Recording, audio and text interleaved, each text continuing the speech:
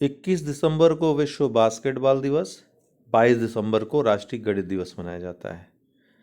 22 दिसंबर को राष्ट्रीय गणित दिवस मनाने की शुरुआत 2012 से हुई। 2011 में सरकार ने घोषणा की थी। महान गणितज्ञ श्रीनिवास रामानुजन के जन्म 22 दिसंबर 1887 के उपलक्ष्य में 22 दिसंबर को चिन्हित किया गया है राष्ट्रीय गणित दिवस के रूप में। वहीं 23 दिसंबर को किसान दिवस, राष्ट्रीय किसान दिवस मनाया जाता है। 2001 में इसकी स्थापना की गई थी। आपको बता दें कि 23 दिसंबर 1902 को चौधरी चरण सिंह का जन्म हुआ था, जो कि भारत के 5वें प्रधानमंत्री थे। अभी जो संसद का शीतकालीन सत्र चला है, उसमें कुछ प्रमुख विधेयक पारित हुए हैं। उनके बारे में प्रश्न आ सकता है प्रीलिम्स में और मुख्य परीक्षा दोनों में। तो पहला है सबका बीमा सबकी सुरक्षा विधेयक, बीमा अधिनियम 2025। संसद द्वारा 17 दिसंबर 2025 को यह पारित हो गया है। इसकी जो महत्वपूर्ण बात है वो बीमा क्षेत्र में एफडीआई जो अभी 74% सीमा थी विदेशी निवेश की, वो बढ़ा करके 100% हो जाएगी। वहीं सबूत पेश करने का भार अब ग्राहकों पर न होकर के कंपनियों पर होगा, जो बीमा कंपनियां होंगी। ठीक है। और अन्य सुरक्षा उपाय भी किए गए हैं उपभोक्ताओं को, ताकि हानि न हो या कठिनाई न हो और उनका विश्वास बढ़े बीमा के क्षेत्र में। वीबी राम जी विधेयक 2025 मनरेगा के नाम व प्रावधानों में संशोधन करता है, जिसके बारे में हमने पहले ही बता दिया। नए नए प्रावधान जो हैं 18 दिसंबर को ये दोनों लोकसभा फिर राज्यसभा से पारित हो गया।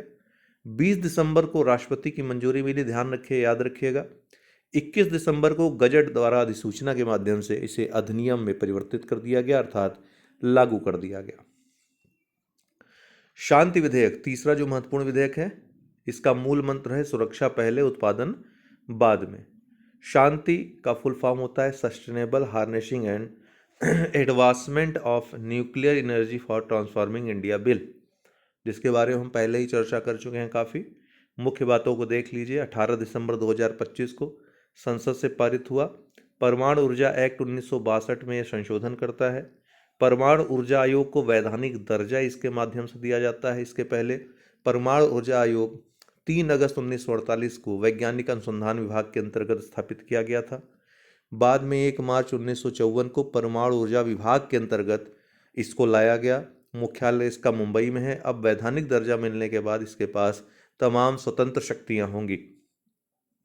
परमाणु क्षेत्र को पहली बार निजी क्षेत्र के लिए खोला जा रहा है। इस दृष्टि से भी इसका वैधानिक दर्जा काफ़ी महत्व वाला है। परमाणु दायित्व के अंतर्गत पर्यावरणीय क्षति भी शामिल कर दी गई है, जिसमें निरीक्षण के लिए रखा गया है। निर्माण के दौरान त्रैमासिक निरीक्षण किया जाएगा, संचालन के दौरान द्विमासिक निरीक्षण किया जाएगा। तो और ज़्यादा जवाबदेह और पारदर्शी बनाने की का प्रयास इसको किया गया है। 2047 तक 100 गीगावाट परमाणु ऊर्जा क्षमता का लक्ष्य रखा गया है इसके माध्यम से।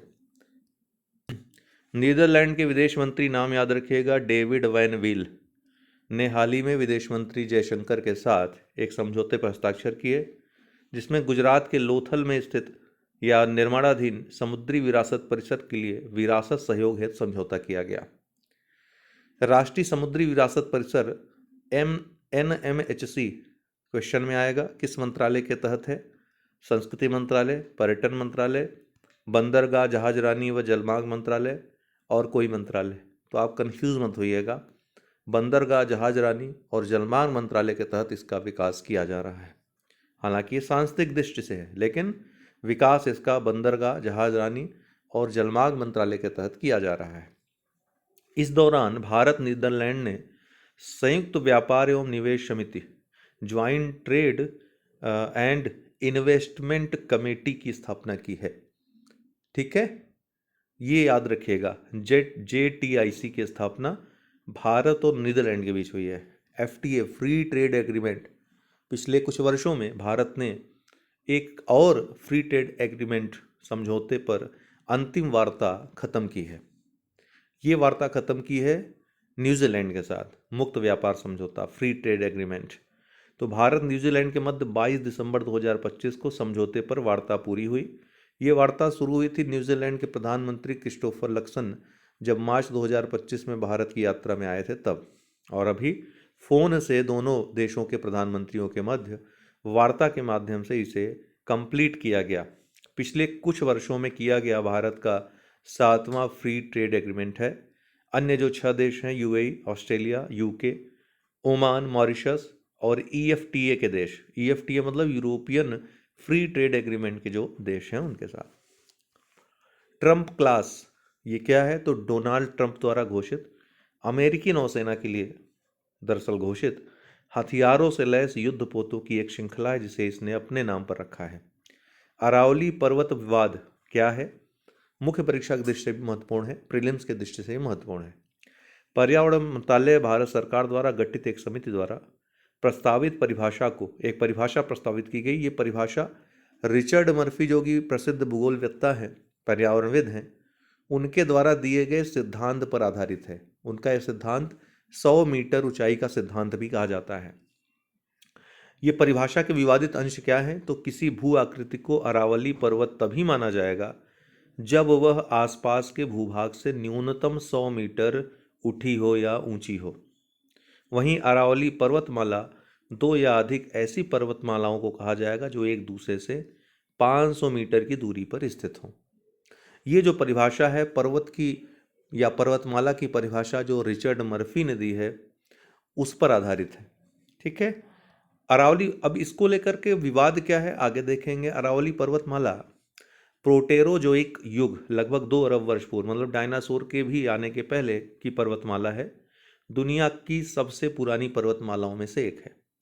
वर्तमान में अवशिष्ट पर्वत के रूप में मौजूद है। अवशिष्ट मतलब जो पर्वत घिस पीट कर जिस हाल में बचा हो उसको अवशिष्ट पर्वत कहते हैं, जो मूल स्वरूप अपना खो चुका है। गुजरात, राजस्थान, हरियाणा, दिल्ली राज्यों में फैला हुआ है। यहाँ तक कि जो राष्ट्रपति भवन है वो जो रायसीना हिल है, जो अरावली पर्वत का ही भाग है, उस पर ही स्थित है। उत्तर भारत की पारिस्थितिकी ढाल, इसका महत्व देखिए, प्राकृतिक अवरोधक का कार्य करती है। थार रेगिस्तान का पूर्व की ओर विस्तार को धीमा करती है। हवा के पैटर्न को नियंत्रित करती है।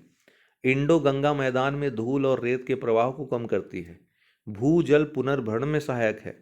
वर्षा आदि में वन जीव गलियारा के रूप में महत्व इसका काफ़ी है। तो कहने का मतलब है इस परिभाषा के बाद जो ऊंचाई वाली परिभाषा है, चूंकि पर्यावरणविद और वैज्ञानिकों का मानना है कि अरावली का महत्व ऊंचाई से नहीं है अपितु इनके पास की महत्व से है, जो ये आपने देख रहा ये आप देख रहे हैं। चूंकि अवशिष्ट पर्वत के रूप में ये विद्यमान है, इसलिए इसको ऊंचाई से आका जाना कि अपने आप में काफ़ी विवादित है और ये सही भी नहीं है। पर्यावरणविदों का ये मानना है, उनकी चिंता है कि ऐसा करने से अवैध क्रियाकलापों में, शहरीकरण आदि में बढ़ोतरी हो सकती है। लॉन्ग टर्म सिक्योरिटी या सेफ्टी अरावली को इससे नहीं प्रदान किया सकती। कोई न कोई चीज़ें मोल्ड करके, नियमों में फेरबदल करके इसका दुरुपयोग हो सकता है, जिससे अरावली का जो महत्व है वो घट जाएगा। इससे बहुत सारे संकट, चाहे पारिस्थितिकी संकट हो, रहने वगैरह की संकट हो, जलवायु परिवर्तन संकट हो, ये उत्पन्न हो सकते हैं। ठीक है। तो नए फैसले से जो चिंता है, उत्तर भारत के बड़े हिस्से में पारिस्थितिकी संरक्षण, भूमि उपयोग और जलवायु वनरेबिलिटी पर बुरा असर पड़ सकता है। अवैध खनन और अतिक्रमण से भूदृश्य में विनाशकारी परिवर्तन होने की आशंका भी है। इससे वन जीवों को भी काफ़ी, उनका गलियारे के रूप में इसका महत्व है, तो उनके भी आवास को संकट, उनकी प्रजाति को संकट, जैव विविधता को संकट, ये सभी महत्वपूर्ण चिंताएं हैं।